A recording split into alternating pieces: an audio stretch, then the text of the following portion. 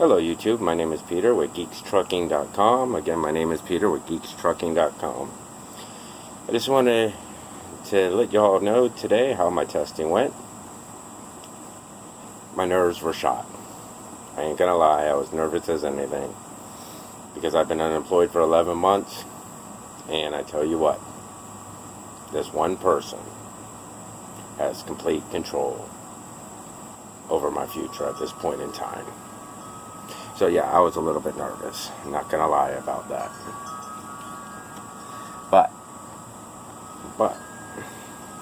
with that being said, aced my pre-trip, aced my brake test, no problems. Wasn't even worried about those. Nervous about them, but wasn't worried. Didn't miss a single thing. Not a problem. Maneuvers, did my straight back. Perfect, one shot, no problems at all. Not difficult to do a straight back in a truck.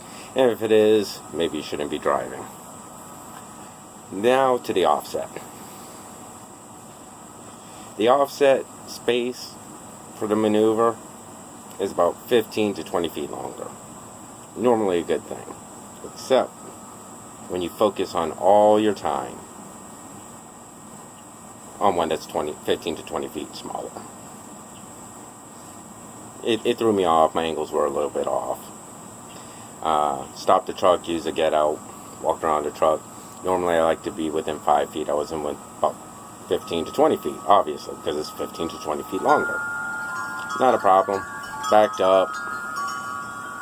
Came to a stop. I knew I was close to the cone.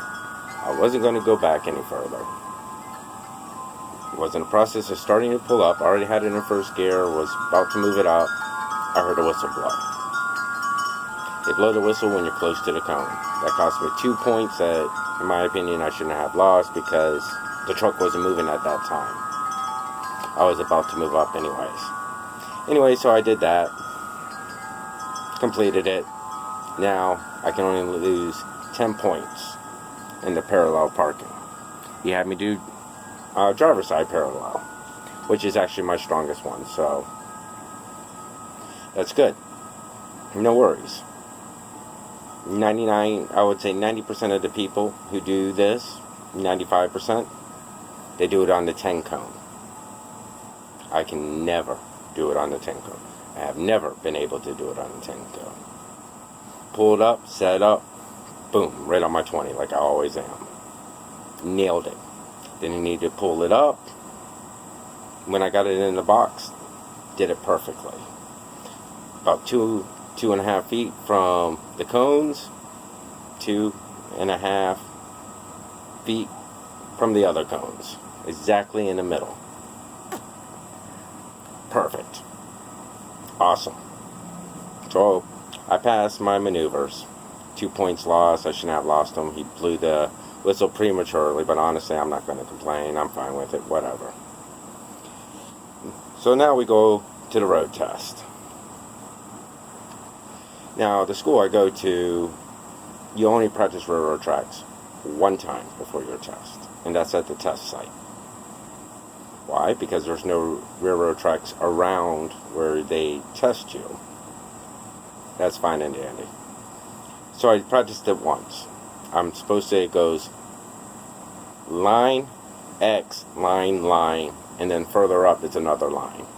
Now in the state of Rhode Island, from what I understand, is if you mess up on the railroad tracks, game over. So I overshot the third line, but I stopped before the final line, where cars normally stop. At this point, I figured I failed. Fuck. So all the stress went away from me. Flew on out of me. I decided to have a good time with it.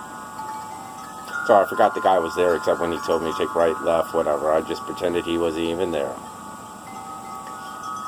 Needless to say, the rest of the test, I nailed it. Get back, knowing I failed because of the railroad track crossing. Knowing I failed. Pull up. Was all prepared. Shit. Gotta wait another week. Thank you, Rhode Island. Gotta do all the shit over again. Thank you, Rhode Island. He looks at me and said, you did a great job. I said, what? He's like, you passed. You did a great job. He said, you did better than most people do. I said, really? He's like, yeah. I said, wow. Okay, well, thank you. And I shook his hand. Got out of the truck, went to my trainer. And went up there, talked to my trainer. Told him how I thought I failed, but I passed. He congratulated me, and we started talking about railroad tracks.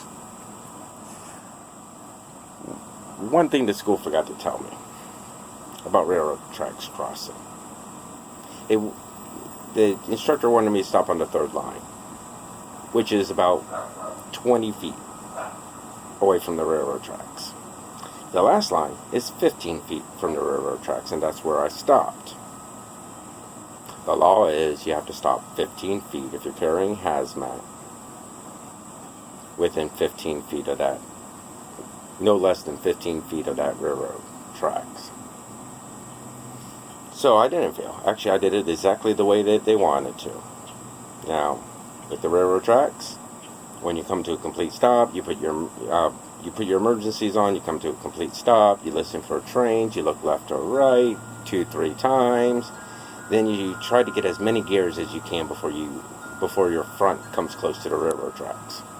So I was able to get to second gear. I was hoping third, but I was able to get to second. So, and then you do not change gears again until the trailer is 100% completely over the railroad tracks, which I did.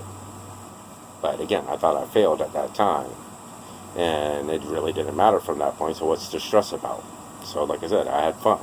No problems with the maneuvers, no nothing. I lost a gear, that's fine. Was able to recover, no problems.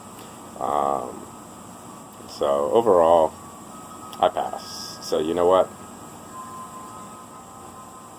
If I can do it, with no experience, no driving of any clutches, never dealt with gears before, never did anything, always automatic transmissions, you know what? Anybody can do it.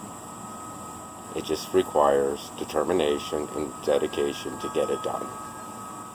So anyways, I just wanted to drop this video off, let everybody know that I did get my CDL, and I have a couple companies lined up, and I still have some videos I need to do on companies. I have one or two more I want to call, but when I make my final decision, I'll let you know. I'll let you know the reasons why. I'll do videos throughout the orientations. During my training process on the road, I'll do as many videos as I possibly can. At least I'll try for at least one a day. No guarantees that I will, but I'll try at least one a day.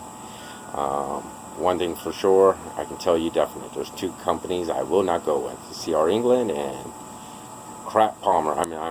Jim Palmer.